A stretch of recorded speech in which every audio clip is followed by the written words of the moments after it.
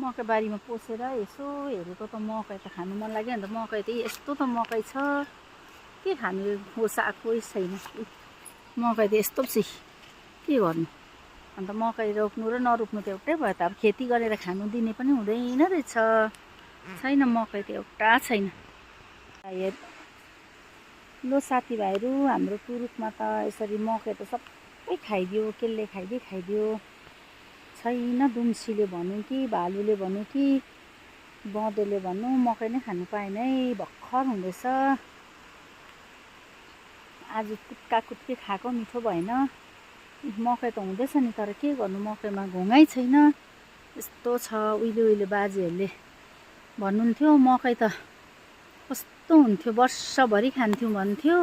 अहिले चाहिँ चामल बेसी भएर हो कि क्या हो, मकै नै छैन। मकैको त के हो यस्तो, घोर कलियुग लागेछ मकैतिर पनि। एउटा छैन। अलिक ठुल्ठुलो घोङा भएको थियो, सबै छानी खाइदिइहालेछ। एउटा छैन, खालि खोसेला मात्रै थुपारेर राखिदिएछ। के गर्नु, छैन मकै त, एउटा मकै छैन।